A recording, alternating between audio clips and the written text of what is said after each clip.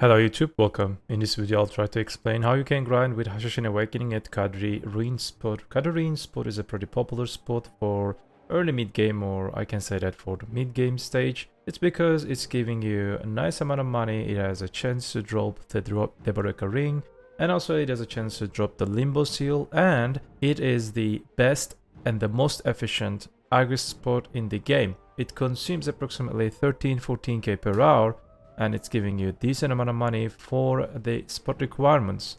Spot is a little bit tanky, but I will explain that how you can shred their armor. Without further ado, let's get into it and check the details.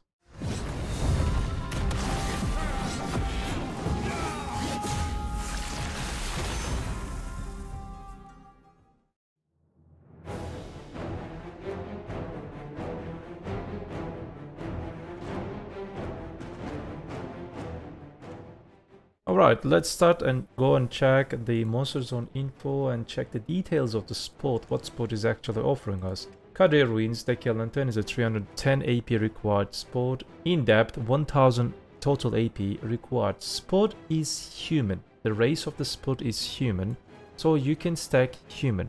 This spot is a little bit different compared to other spots. This spot's DP is a little bit more than the other ones. I don't know why, but the other deck spots you can shred the mobs easily, but to shred these mobs you need complete combo. And also spot has some kind of boss mechanic. In that boss mechanic I will explain what you need to do. 1000 AP with 70% cap means that whenever you reach the 1000 AP, you will lose the efficiency of the AP by 30%.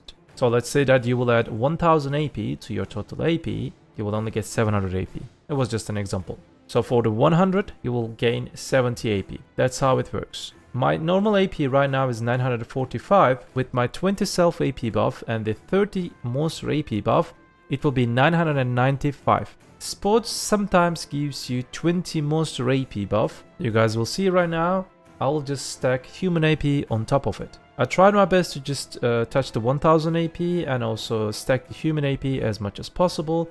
This is not like the other deck spots, like I said in before. This is not 300 AP spot. This is 310 AP spot. Spot is offering you 36k almost for the trash loot value and the Limbo and Debo ring and the Cadry ring. It's not an amazing spot for the best money, but for the aggro efficiency, definitely best spot. I do not suggest you to use the human AP setup for this spot. It's because all-out attack is offering you more AP and also offering you crit damage. The problem is the human AP setup in the Lightstones, it's not like Demi-Human or Kamasilvia. It's not offering you 30 species AP.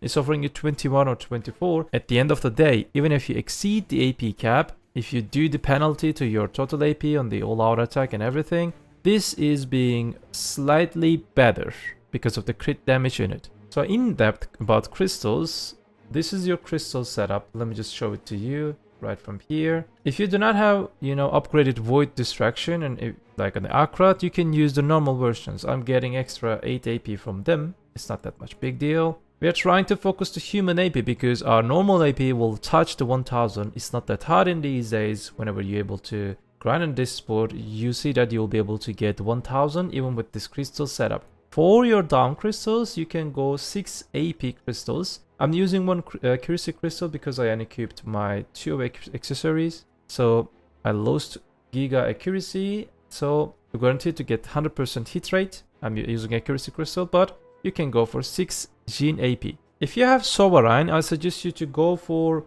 this setup, except the all damage reduction. For this spot only, I'm repeating it again.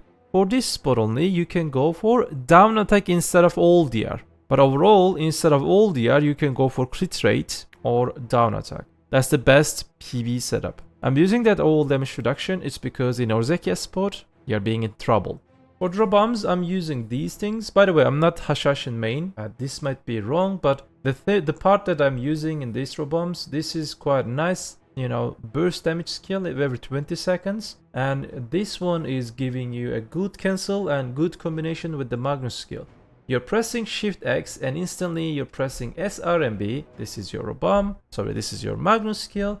It cancels each other pretty nice. Let me just show it to you. Shift X and SRMB. Are you ready? Shift X and SRMB. This is the last state of the SRMB, and that big AoE damage is just coming from Shift X. So you're dealing approximately 10k from this one, and also you're dealing approximately 12k from this one. Overall, like 22k damage in one burst damage. You can use this skill as finisher if you want. These are my add-ons. As you can see on the screen, we're focusing on the human damage. Like, you may wonder that why we have down attack in this one, because in the boss mechanic we will need down attack. That's why I said in 2 minutes ago, if you have sovereign weapon, down attack specifically for this spot is good for reforged stone option. So what about combo? Combo is very simple. The recent changes on the balance patches, like one of the winner I can say that is how Awakening Hashashin. The gameplay is very smooth, nice, it's like fluid like water. So what I'm doing before to start the combo is I'm just buying time with the Q skill. It also provides me the attack speed and it gives you long front guard. Let me just show it to you. This is the Q skill that I'm just waiting. And then if need, you're just dashing around and then cancel your dash or cancel your Q directly with the space skill. And SRMB, SF, Shift F, WRMB, we go behind the pack. If you want, you can cancel the WRMB with the RMB. It allows you to instantly cast your Serpent Coil. It's a good trick for you. When you're done with the Serpent Coil, and then we go for Shift LMB, which is Ensnaring Sand. And if you need damage, you can go for the Robam and Magnus combination, or you can restart your combo. But this will be enough for you, because I set my AP according to spot requirements, and if this is enough for this AP, for better gear score, for higher gear score, it will definitely be enough for you. At the end of your combo, again, you can use this Silent Breach skill. It's because it has 4-second cooldown, nice burst damage. It cancels most of your skills. This is pretty good. You can also use this Absolute Descent skill. This is also acceptable, like smaller, like decent AoE skill, like this is how it looks. This is the AoE. Whenever you use any skill in your kit, you can, if you want to go in Awakening form, you can dash, or you can use space skill, or after like any skill. This is per Awakening WF, and if it is on cooldown, you can use this one. I believe I explained enough to you. For consumables, we will go for Simple Cron Meal, Party Harmon Drop Human, definitely mandatory. For the perfumes, it totally depends to you. If you min-max everything, you should go for Perfume of Deep Sea because of the down attack modifier in it. But I will use Perfume of Courage right now. It's because to set my AP to the cap. Let me just show it to you again. You can do the calculations. It will be 995 with the additional AP from the sports mechanic. It will give me a bonus 20. 1015 will be my AP. What we're gonna do is pretty simple. We will do our combo. Mobs will spawn approximately 13-14 seconds, so we will have no cooldown bottlenecks or nothing. It will perfect. We will keep our Z buff and E buff always, and we will use them when we see the boss. To kill the boss, we will drag the boss to the Black Spheres. Black Spheres CC the boss. It will get knocked down, and in that knockdown period, we will have enough time to burst it with the down attack modifiers. That's why I'm saying that we will use our down attack modifiers. Let's go and check that how you can grind at this spot. I will complete this cycle once and you will understand how you can grind. Let's activate this. I'll not use my Z buff.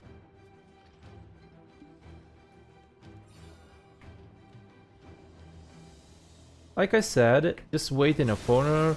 I'm just buying time, space, SRMB, SF, Shift F, WRMB, RMB, Shift RMB, Shift LMB, and it died. Like I said, you can use your space again because 4-second cooldown is pretty good.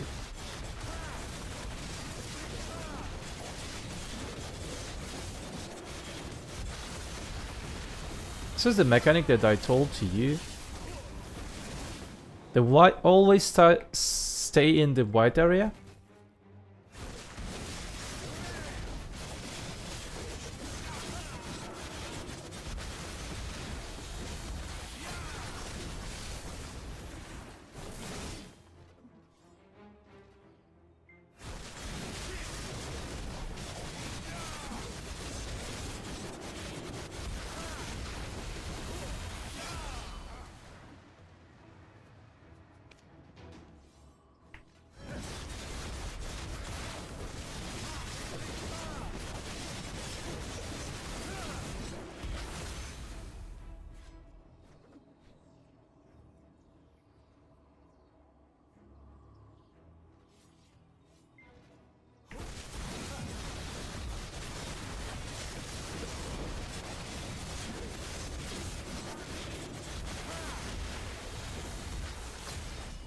If you cannot get the buff, as you can see on the screen, there is no additional monster AP buff.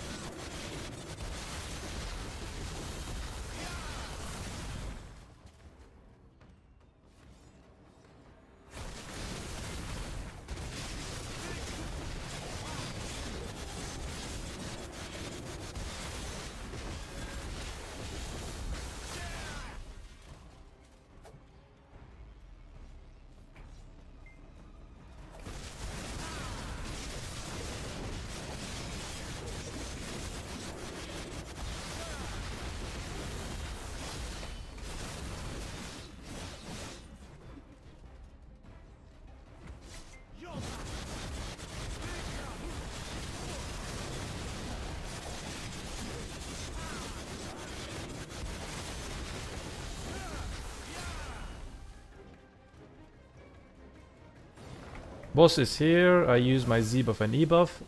We'll wait. Here is the ball. We will wait for it.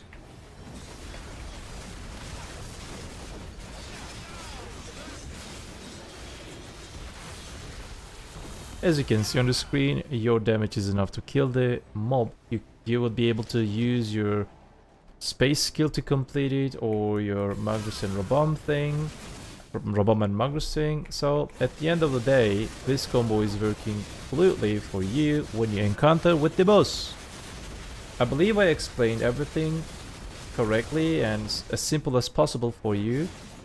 I really like the situation of the Hashashin right now. Class is really nice, really nice, very smooth, and everything is just fluid. I really like the class aesthetic, literally dancing in the game. The sand dancers, I'm calling it dancer. Let me know what you think about this class in the comment section. I appreciate it. All your likes and the comments for this video and for other videos. Appreciate it for all your supports. Thank you so much for being here. You know what we say? Do not forget. BDO is just a game. Have a nice game.